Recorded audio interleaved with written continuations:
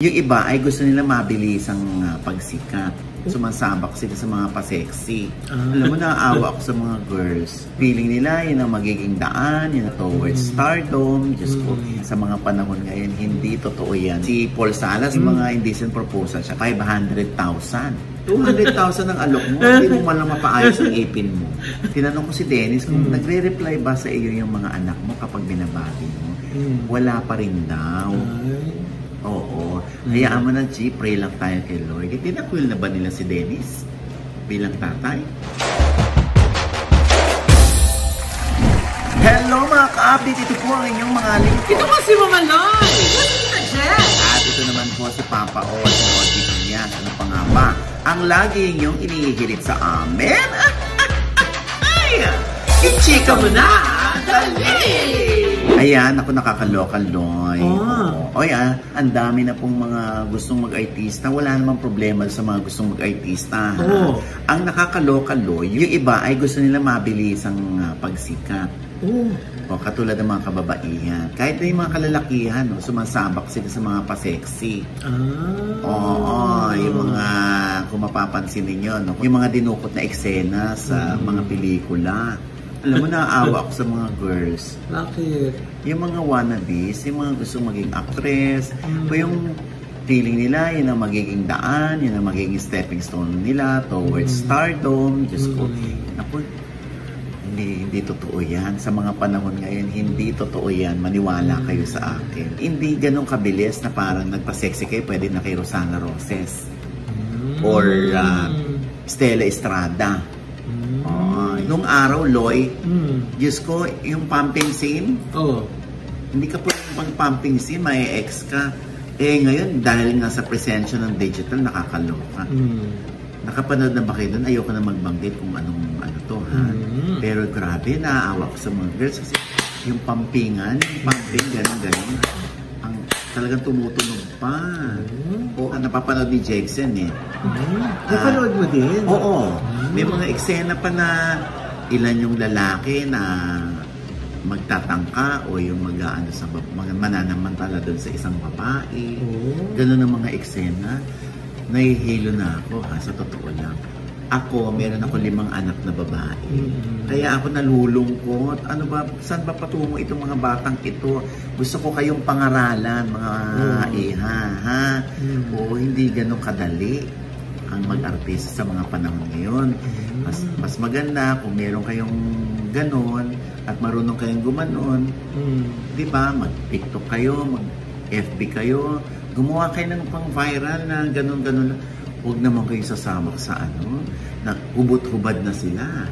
Eh baka na marami kasing nanonood kaya akala nila pato. Oo nga, ang problema, Loy, hindi naman ang tagal na nilang gumagawa ng mga ganong eksena. Hanggang ngayon, hindi pa rin sila kilala ng mga tao. Di ba, ang hirap nilang, ayoko na magbanggit ng mga pangalan at kung anong movie outfit ito, no? Eto, nako, na chika lang sa akin ito. Oo. Yung ilang managers daw ng mga sexy stars na ito ngayon na hindi naman kilala, pero kilala lang sa online, talagang tinutulak nila yung mga bata para maghubad, maghubo, dahil ang pangako sa kanila yun ang makakapagpaahon sa kanilang kahirapan. Ay, hindi ganun? Oo, may kwento pa sa akin na yung mismong nanay ang nagtutulak sa anak na magpa-sexy, gumawa ng mga love scenes na ganun. Nakakaloka. Oo, tapos ang masaklap pa nito, no? Yung iba, ginagawang escort. Gagawa ng movie. Yung isang manager naman na nakilalang Bugaling Dingdong. Ay, talaga? Ipapa-escort yung, hindi naman ikaw, sample lang. Malabo. Hindi ako. Oo, igaganon. Di ba, i-date mo to, nakikita na to sa may movie tong ginawa, chuchu. Oo, yung mga nako, ha? Mabalitaan ko pala, nako, Diyos ko. Oo, may mga ganyang managers, no? Ay, nako. Kaya please, mga anak, huwag kayong pauuto sa ganyan. Oo, bigyan niyo naman ng dignidad ng sarili ninyo, no? At huwag kayong maniwala na art film yung ginagawa nyo, no? Kalaswaan ang ginagawa. kalas mo grabe yung ano. Hindi naman sa nagmamalinis kami dito, no? Pero Diyos ko naman, huwag naman ganun kalala yung pinagagawa sa mga bata. May lalaki din doon? Oo. Kahit mga lalaki, Loy. Talaga? O, minsan, di ba, naka-plaster yan. Lahat naman sila naka-plaster. Minsan lang kumakawala yung ano. Nakikita mo ko, wala? Jararang, gumagano. Ay! Talaga may tunog, jararang. Jack! Oo. Nako. Kasi nga, ang ano nila, ang goal nila, ito yung stepping stone nila towards stardom. Nako, yung Diyos ko. Oo. Tapos mga wala namang acting. Diyos ko, hindi mo na i-workshop. Talaga? Oo. Si Loy, hindi naman ito nag-workshop. Pero, ay! Aray! Hayop ka! May araw ka din, mabubulo ka sa impyerno!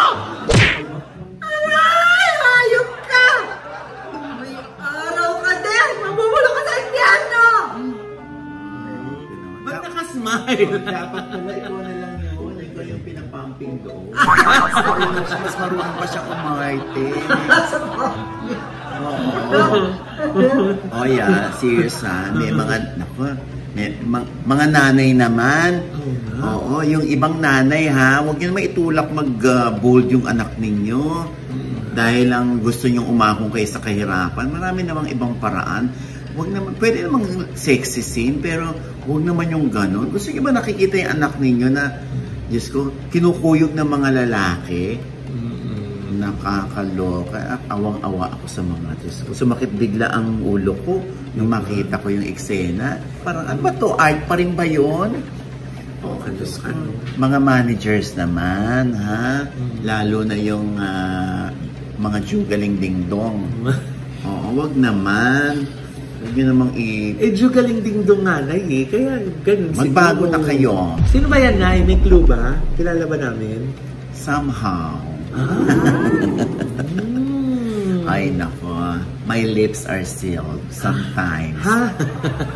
Anyway, wala na, ibuhos ko lang kasi nakapanood na naman ako. Oo nga. Naawa ako sa babae. Ba't naman kasi pinanood mo pa? Hindi ko maganon dun sa Twitter eh. Akala ko ano gumagano. Hindi ko maganon din yan. Ay! Kausap ko nga si ano, ito hiwalay ito. Kausap ko nga si Mark Anthony. Oo. Nakakaloka ka, sabi ko sa kanya.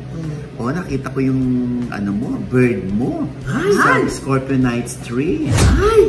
Talaga? Sabi yung prosthetics lang yun, Mama Oj. Hindi naman akin yun. Sabi ko, kung kailan ka nagkaedad, doon ka naghuhubad. Sabi ko sa kanya.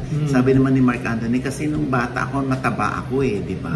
Nung medyo gumanda na yung katawan ko, at nagpandiit na ako ng tiyan, parang gusto kong ipagmalaki sa mga tao na maganda na katawan ko. Yung kaya ginawa ko. Sabi ko, nakakaloka ka, pati puwet mo. Ay? Oo. Kamusta naman? Gusto ko sampal-sampalin. Si Mark? Hindi yung puwet. Ay! Ay, naku. Anyway, basta ha, pag nabalitaan ko talaga, naku, na ginijugaling dingdong o pinapa-escort ang mga girls. Ano gagawin mo? Babalita ko rito. Anyway, yung mga politicians dyan, kung escort at escort din lang naman, pwede naman kayong samahan ni Jex. Sa kalungkutan niya isang gabi. Diba? Talaga? Basta anong requirement? Advance lang nila sa Gcash ko. Gcash? Kakaloka. Anyway, ngayon uso na rin Loy yung mga indecent proposal na yan sa mga gwapong actors. Oo, dati pa naman ganyan. Ang dami ko nakakausap ng ganyan, sabihin, Mamocho, kung maingay Siyempre ako naman si Lola mo. Totoo mo naman kaya na may ganung offer. Di ba? Si tsura mo naman. Naku, minsan. Sino yun? Ay, ayoko nang sabihin. Basta, sabihin mo na. tapos kung kunwari, meron akong isang gwapo na nakausap naman na, naku, Mamoch, merong indecent proposal sa akin, ganyan-ganyan. Oo. Magkano alok? Oo. Naku, bibigyan daw akong kotse. Ay. Oo. Ay. So ano, natuloy kayo? Oo. Ay, so binigyan kang kotse? Ay. Oo. Ay. Tapos ayun, pinakita niya sa akin ang kotse niya. Oo. Matchbox. Ay. Hindi niya kasi tinahan. Aray! Kutsihan kasi. Kabitin yung basan niya. Kutsiyan lang pala. Hindi, joke lang. Hindi, meron nga mga ano doon. Katulad si Paul Salas, di ba? Sinabi rin naman sa akin dati ni Paul na may mga indecent proposal siya. Kasi nga, yung bata, lagi siyang nakapa-sexy, di ba? Oo nga. Naka-underwear lang yung kanyang posing, Oo, di ba? diba? Nagpo-promote siya ng picture. underwear. Kaya ayun, hindi talaga malayo na aluking ka ng mga bading. Meron din namang mga bading talagang mayayaman. Nagtatago lang sa mga fake account. Ayaw nilang ma-chismis sila. Or baka tanggihan sila ng guy. At least hindi siya nakilala. Hindi identified. Oo. Yung mga babae din siguro na yung nag-indecent proposal. Meron. Meron, Loy. Oy, alam mo ba, di ba? Ito nga, nakakaloka. Merong isang na-link sa isang politician, itong isang young star. Ngayon, di ba, bongga ang pangsasakyan. Bongga ang kabuhayan ng family. Oo. Sabi ko, ano ba ito? Masisisi ko ba sila o ano? Na talagang aware ba ang parents dito na ginagawa yun ng kanilang anak?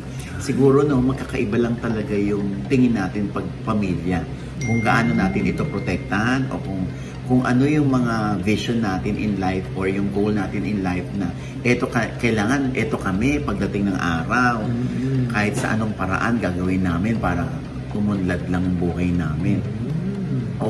Kaya itong si Paul Salas, tinan mo, 500,000. Ang offer?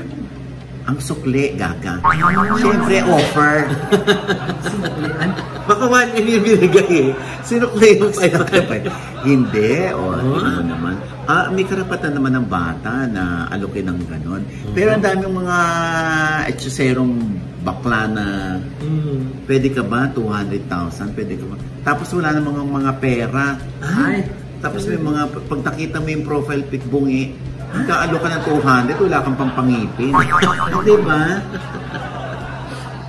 200,000 ang alok mo, hindi mo man lang mapaayos ang ipin mo. Baka nung kasi nga, pag pinagawa niya, tapos nasisira din ulit pagka-indecent proposal niya. So, hindi na lang niya lagi pinapagawa. Nakakaloka.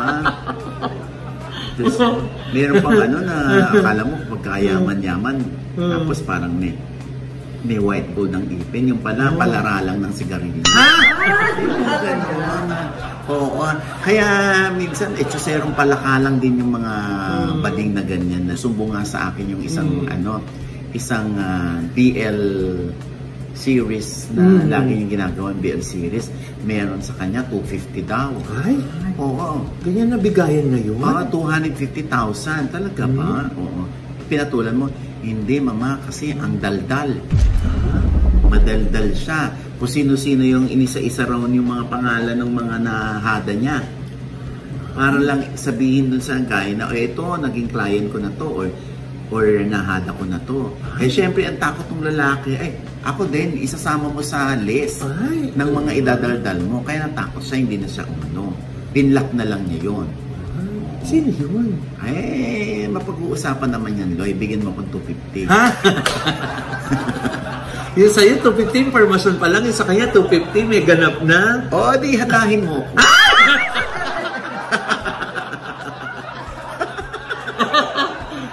Diba? Kaya naku, Diyos ko po. At yung iba, alam mo to, Jex, diba? Yung iba, lalo na ng panahon ng pandemya, hindi na lumalabas yung mga tao, nawala ng trabaho, ganyan. Bigyan mo ko ng video, nagbabatibot ka, padadalang ka ng pera. Yung iba, panatagan loob yung mga nakakausap ko. Kasi walang ulo. Yung baba? Ito nga. Ito nga, walang ulo. Kumbaga, nagkakalikot lang siya ng chenis niya. Nagme-mekaniko ng mekanika. Oo, yun lang. Tapos meron namang iba na merong kasama, whole body. Tapos naluloka sila. kumakalat.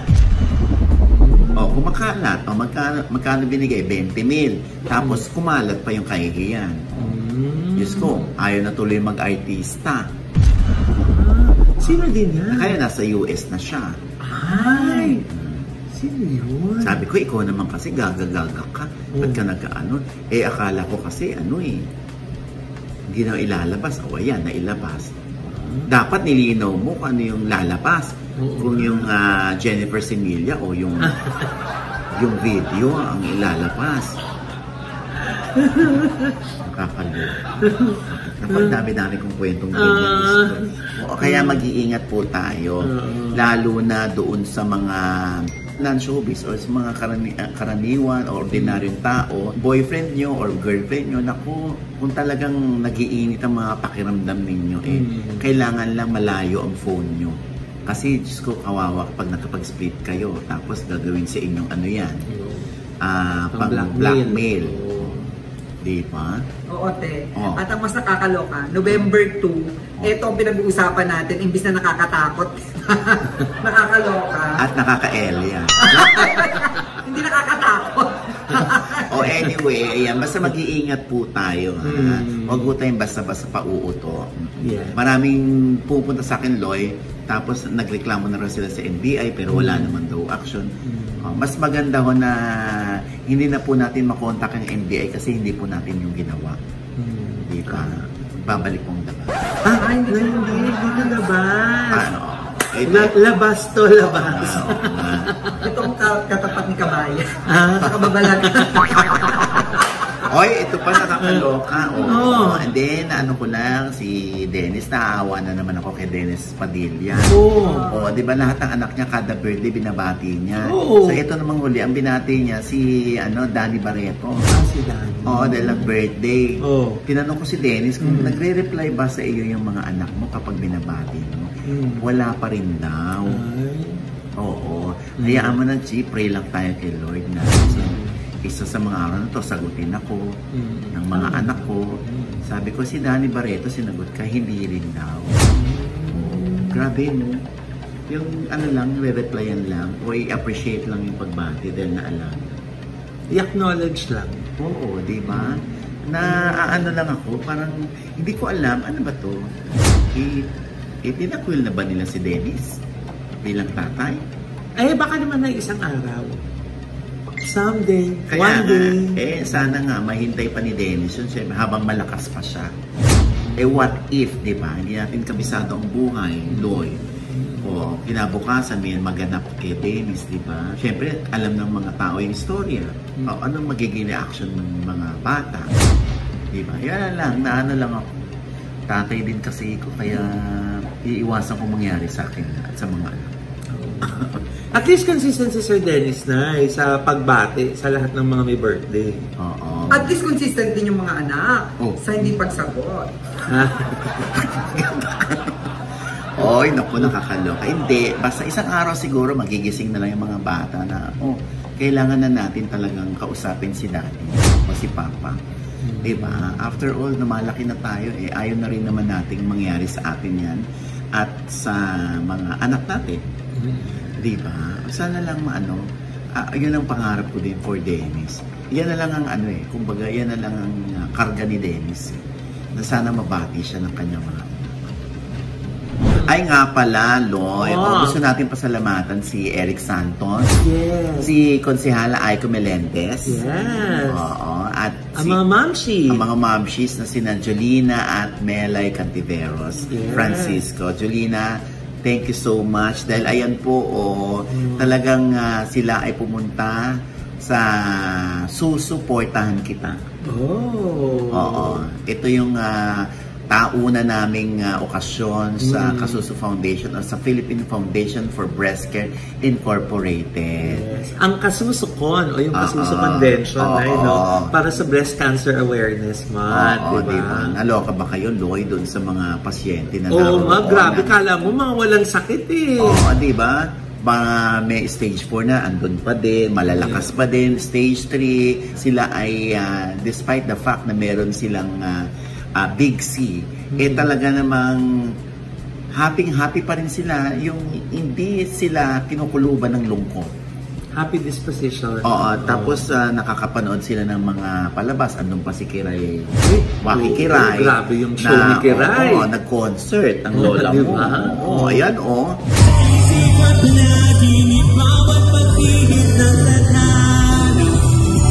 Ang saya-saya naman! Lahat ng mga babaeng palaban magsigawan! At, ayan, maraming salamat sa inyong lahat. Yes. Lalo na doon sa kay Wang's Events. Yes. Yan, na nag-donate para sa may maiuwi ang mga pasyente. Si Sir Jonifer Santos, si Silvia Sanchez, si Rose Legaspi, at ang Gorgeous Smile Dental Clinic. Wow. Yan. Doc JC Solis at saka si Miss Ara nag-donate din para may mauuwi ang ating mga pasyente. Ayan, ako sa December, kabilin-bilin ako sa kanila, ingatan nyo ang sarili ninyo para magkita pa tayo sa Pasko at marami pa tayong pagsasamahan. Yeah. At maraming salamat po sa lahat ng mga sumusuporta, nagdo-donate at nag-share ng kanilang blessings sa Kasuso Foundation. Kung gusto niyo pong mag-donate pa dyan, ayan po ang PNB account po ng Kasuso Foundation. Thank you so much. Yes. Pasalamatan din natin, Nay, kasi naghandog siya ng munting piging at saka nagbigay din siya. Nag-donate din siya sa foundation natin at saka sa mga nag-attend doon sa kanyang surprise birthday party. Si Sir Ronald Brusola. Ayan. Sir, thank you so much. Kay Ma'am Fe, maraming salamat for your generosity. Diba? Ayan, nag-imbita po si Sir Ronald ng mga pasyente mula sa Kasuso Foundation.